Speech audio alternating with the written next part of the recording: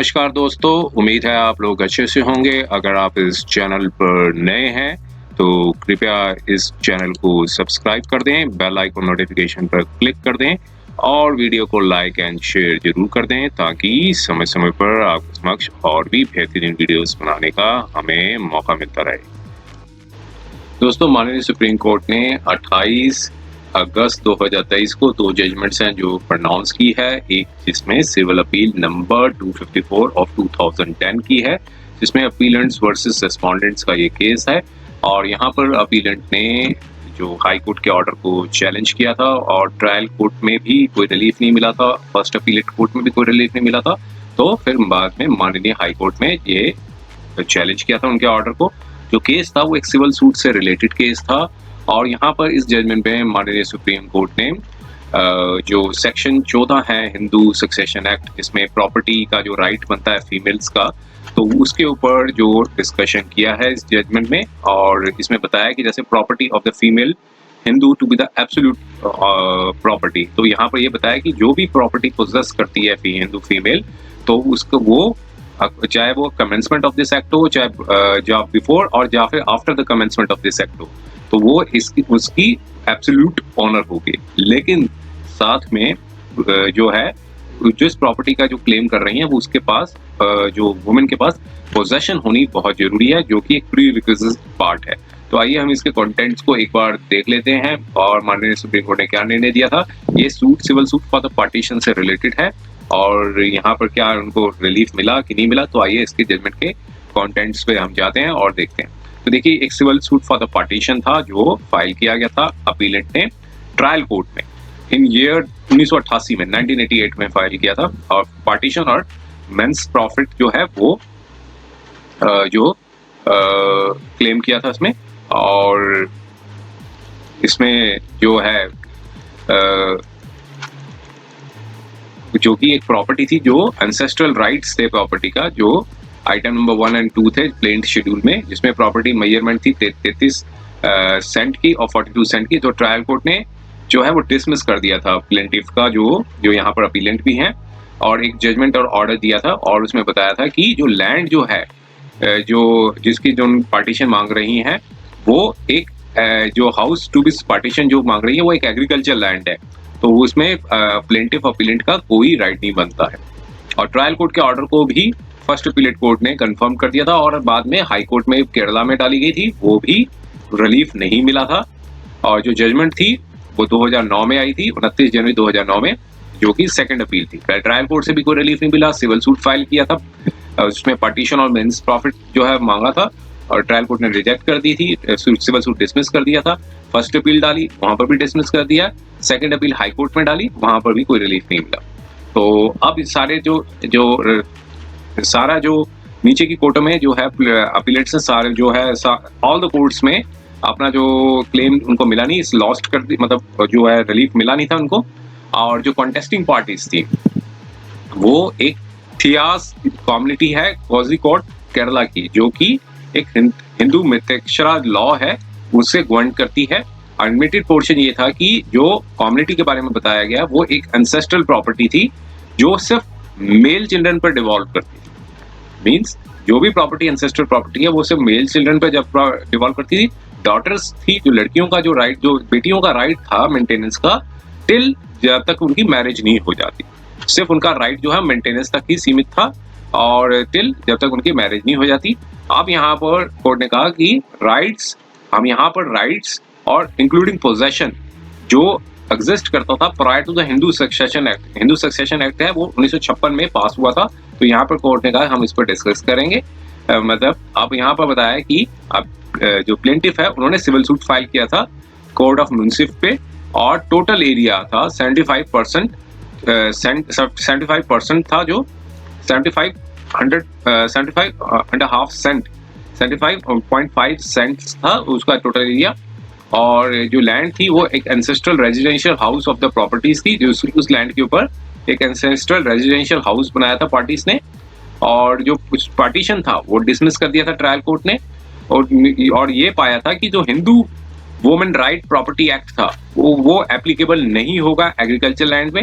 Hindu women right 1937 था, जो कि बाद में हिंदू सक्सेशन एक्ट 1956 का बना था। लेकिन पहले बताया कि हिंदू वुमेन राइट जो Hindu women right to property act है वो एप्लीकेबल नहीं होगा एग्रीकल्चर लैंड में। फिर उसकी अमेंडमेंट हुई थी उस लॉ की 1946 में, और फिर इसके बाद सक्सेशन टू दिस प्रॉपर्टी थी वो ओपन थी इन ईयर 1942 इटसेल्फ, और जो कि अमेंडमेंट से पहले की प्रीसीड करता था, अमेंडमेंट से पहले हुआ था। और जो प्रॉपर्टी थी वो एक ओरिजिनली बिलोंग करती थी एक व्यक्ति के नाम पे, उनकी जो डेथ थी 1942 में हुई थी, और फिर उनकी डेथ के बाद जो प्रॉपर्टी थी मेल सक्सेसर के पास चली गई थी, उनके सन का नाम था। और फिर जो राइट ऑफ द प्रॉपर्टी थी वो जो क्लेम कर रही थी, जो कि डॉटर्स की जो प्रोजेनीज हैं वो क्लेम कर रही थी, जो डॉटर्स थी उनकी वो क्लेम कर रही थी थ्रू अपनी मदर के थ्रू, मींस उनके जो मदर थी और उनके थ्रू जो उनकी डॉटर्स हैं वो क्लेम कर रही थी, जो कि जो मदर थी वो जिन व्यक्ति की प्रॉपर्टी थी उनकी विडो थी। तो ये क्लेम था पिटिशनर का, प्लेंटिफ का, कि जो उनकी जो मदर थी उनकी जो डेथ है 1962 में हुई थी, और उनका जो राइट था बेशक लिमिटेड राइट था हिंदू मिताक्षरा लॉ के तहत और Hindu women's right to the property act 1937 के तहत, लेकिन जो ब्लॉसम्ड हुआ था full fledge right in year मतलब section 14 sub section part 1 of Hindu succession act 1956, जो कि रिप्रोड्यूस किया गया, वो यही बताया जो अभी हमने डिस्कस किया था, जो कि बताता है property of the female Hindu to be the absolute property. अब जो आर्ग्यूमेंट था प्लेंटिफ का वो ट्रायल कोर्ट ने रिजेक्ट हो चुका था, और सेम वही आर्ग्यूमेंट आगे फर्स्ट अपीलेट कोर्ट में डाला था, वो भी रिजेक्ट हो गया था, सेकंड अपीलेट कोर्ट में भी डाला, वो भी रिजेक्ट हो गया था। तो आर्ग्यूमेंट के ऊपर रीजनिंग ये दिया गया था, जो रिजेक्ट किया गया तो रीजनिंग ये दिया गया था कि जो डेथ जिन व्यक्ति की डेथ हुई थी तो उनके जो सन है वो प्रॉपर्टी को सक्सीड कर लिया था उन्होंने 1942 में, और उनके बाद उनके सन के बाद जो है उनके जो चिल्ड्रन थे उनके सन के, उनका राइट बन गया था प्रॉपर्टी पे जो अनडिस्प्यूटेडली उनकी पोजेशन में थी। मींस जो उनके जिनकी ओरिजिनल ऑनर थे उनकी डेथ हो गई, फिर उनके बाद उनके जो सन आए, सन के बाद उनके आगे के बच्चे आए, तो जो प्रॉपर्टी की जो पोजेशन थी उन्हीं के बच्चों के पास थी। और जब सेक्शन 14 जो सब सेक्शन 1 जो है उसका केस में इस केस में कोई एप्लीकेशन नहीं है, क्योंकि जो पोजेशन थी वो ऑलरेडी उनके सन्स के पास थी। अब यहाँ पर ये कोर्ट ने बताया कि एसेंशियल इंग्रेडिएंट जो है सब सेक्शन 14 का, सब सेक्शन पार्ट 1 का, कि possession of over the property, जो ये एसेंशियल इंग्रेडिएंट है पोजेशन ऑफ द प्रॉपर्टी का, तो ये एसेंशियल इंग्रेडिएंट जो है वो मिसिंग है। और क्योंकि जो प्लेंटिफ थी वो उनके पास कभी भी पोजेशन नहीं हुई थी प्रॉपर्टी की, और जो प्रॉपर्टी थी वो हमेशा डिफेंडेंट के पास रही थी, मींस जो सन थे, सन के आगे जो चिल्ड्रन थे उन्हीं के पास रही थी। तो सब सेक्शन 14 सब सेक्शन 1 का कोई एप्लीकेशन नहीं है, यहाँ पर एप्लीकेबल नहीं होगा यहाँ पे। और ये जजमेंट्स थी उस पर रिलाई किया कोर्ट ने अपनी जो जजमेंट्स थी। तो यहाँ पर जो लॉ एग्जिस्ट करता था एट देयर रेलेवेंट टाइम कि जो प्रॉपर्टी थी वो एक एग्रीकल्चर प्रॉपर्टी थी, वो मेल चाइल्ड के ऊपर रिवॉल्व करती थी। डॉटर्स जो थी वो सिर्फ लिमिटेड राइट था मेंटेनेंस का, जब तक उनकी शादी नहीं हो जाती, मैरिज नहीं हो जाती।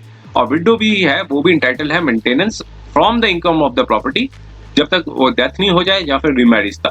तो as per the family settlement deed हुई थी 1938 में, दोनों पार्टीज ने रिलाई किया था। प्रॉपर्टी जो डिस्प्यूट थी वो स्पेसिफिकली अलॉट की थी जो ऑनर थे, और फिर उनके सन जो थे उनके पास थी। तो मींस एक प्रॉपर्टी जो सेटलमेंट डीड थी वो ऑलरेडी 1938 में थी, दोनों पार्टीज ने उस पर अफर्म्ड भी किया था, एग्री भी थी। जो विडो थी उनकी, जो जिनके थ्रू जो डॉटर्स ने केस लगाया था, जो विडो थी मतलब जो मदर्स थी उनकी, जो प्लेंटिफ थी, उनका कोई राइट नहीं था प्रॉपर्टी के ऊपर। और जो फाइंडिंग्स थी नीचे की जो कोर्ट की कि जो उनकी जो मदर थी, जो विडो थी, वो कभी पोजेशन में नहीं थी उनकी प्रॉपर्टी, तो इसलिए वो उनको कोई राइट नहीं मिलता या क्लेम नहीं कर सकती अंडर सेक्शन 14 सब part 1 of Hindu succession act 1956, जो कि कहता है कि पोजेशन होनी प्रीरिक्विजिट है। तो दोनों पार्टीज की जो सुनने के बाद जो कोर्ट ने कहा कि हम री अप्रिशिएट एंटायर फैक्ट्स को जो है री अप्रिशिएट करते हैं उनको। तो तीनों कोर्ट्स ने सेम फाइंडिंग्स दी थी नीचे की, और लर्नर काउंसिल ने जो आर्ग्यूमेंट किया था वो लैंड इन क्वेश्चन के ऊपर बताया था कि एग्रीकल्चर लैंड थी वो wrongfully done by the 3 courts. नीचे की कोर्टों ने रॉन्गफुली कंसिडर कर लिया कि एग्रीकल्चर लैंड है। तो उसने कोर्ट ने बताया कि, और मतलब काउंसिल ने बताया कि फ्यू कोकोनट ट्रीज थे, जो कि उस फ्यू कोकोनट ट्रीज होने की वजह से नहीं कि वो एग्रीकल्चर लैंड बन जाती है, क्योंकि रेजिडेंशियल प्रॉपर्टीज जो हैं उसमें इवन अर्बन एरियाज में भी कोकोनट जो हैं वो ट्री लगे हुए हैं, प्लांट्स लगे हुए हैं। तो अब जो लैंड इन क्वेश्चन कोर्ट ने बताया कि, मतलब कौन से बताया कि रेवेन्यू रिकॉर्ड्स में बताया गया कि जो लैंड डिस्क्राइब की है वो उसका टर्मिनोलॉजी ये थी, थियातम मींस गार्डन। तो इट मींस कि द लैंड इन क्वेश्चन जो थी वो जो है मे बी पुट फॉर, जो लैंड है वो एग्रीकल्चर पर्पस के लिए यूज की जा सकती थी, लेकिन जो अब यहाँ पर थ्योरेटिकली ये बोला कि पॉसिबल है जो लैंड जो रिकॉर्ड किया गया वो थियातम रिकॉर्ड किया, जो कि may not be agriculture put for the agriculture land थी। all the same जो प्रेजेंट केस में ओवरवेलमिंग एविडेंस थे वो डीपली अप्रिशिएट किए गए थे। नीचे अब यहाँ पर देखिए काउंसिल ने अपना ये चीज बताया कि थियतम जो लैंड थी वो एक फ्री लैंड थी, वो एक गार्डन जिसे कहते हैं, उसको एग्रीकल्चर लैंड के लिए यूज किया जा सकता था। लेकिन अब कोर्ट ने कहा कि नीचे बेशक जो किया जा मे भी वो एग्रीकल्चर लैंड के लिए यूज नहीं किया जा सकता, लेकिन जो नीचे का जो कोर्ट में जो ओवरवेलमिंग एविडेंस दिया गया था वो प्रॉपर्ली ड्यूली अप्रिशिएट किया नीचे की तीनों की कोर्ट्स ने। वो क्लियरली प्रूव करता है कि जो लैंड इंडीड थी वो एक एग्रीकल्चर लैंड थी। तो अब यहाँ पर कोई डिफरेंट व्यू नहीं लेंगे इस स्टेज पे, कोर्ट ने कहा हम इसमें डिफरेंट व्यू नहीं लेंगे। और यहाँ पर बताया कि एक स्पेशल लीव पिटीशन जो फाइल की जाती है अंडर आर्टिकल 136 कॉन्स्टिट्यूशन के अंदर, तो ये भी सही है कि जो लीव जो है वो ग्रांट की जाती है, और लीगल पोजीशन हमेशा ये रहता है कि जो लीव तभी ग्रांट की जाती है और अपील एडमिट की जाती है जब अपीलेंट शो कर दे कि ये एक्सेप्शनल है और स्पेशल सर्कमस्टांसेस एग्जिस्ट करते हैं, जब फाइंडिंग्स को नीचे की कोर्ट्स की जो फाइंडिंग्स को रिवर्स किया जा सके। अदरवाइज क्या होगा कि ग्रेव इनजस्टिस है वो हो सकता है अगर इसमें चैलेंज नहीं किया गया या फिर इंटरफेयर नहीं किया जाए। तो यहाँ पर कोर्ट ने कहा कि यहाँ पर कोर्ट में कोई ऐसा सर्कमस्टांसेस नहीं बताए जो जिसमें इंटरफेरेंस की रिक्वायरमेंट हो, जो विच में वारंट्स ऑफ इंटरफेरेंस। तो ये सारी जजमेंट्स थी जो माननीय कोर्ट ने दे रखी थी, सुप्रीम कोर्ट ने उस पर रिलाई किया। कोर्ट ने कहा एक और अनदर एस्पेक्ट है मैटर का, डिफेंडेंट ने के पास पोजेशन थी प्रॉपर्टी की, और एडवर्स पोजेशन जो था वो डिफेंडेंट के फेवर में था बाय द ट्रायल कोर्ट, जो कि कभी चैलेंज नहीं किया प्लेंटिफ द्वारा before the first appellate court. तो इसलिए ऑब्जर्वेशन जो थी हाई कोर्ट की, वो ऑब्जर्वेशन को यहाँ पर कोर्ट ने रिप्रोड्यूस किया, वही कि एडवर्स पोजेशन को भी चैलेंज नहीं किया। तो कॉन्करेंट फाइंडिंग्स थी ट्रायल कोर्ट की, फर्स्ट अपीलेट कोर्ट की, वो रीअफर्म्ड कर दी थी सेकंड अपील हाई कोर्ट ने।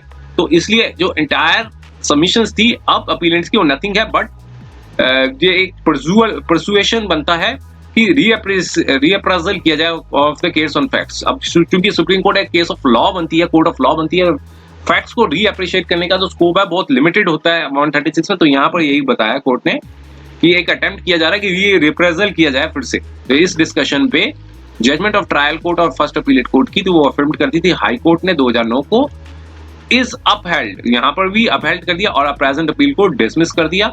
और स्टेटस क्यो जो कोर्ट ने ग्रांट किया था 6 जनवरी 2010 का, उसको वैकेट कर दिया, no orders to the cost. तो ये था वीडियो,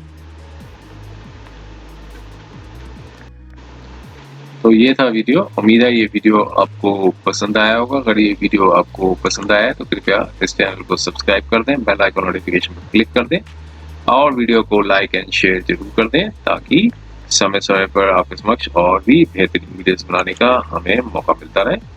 समय देने के लिए बहुत बहुत धन्यवाद।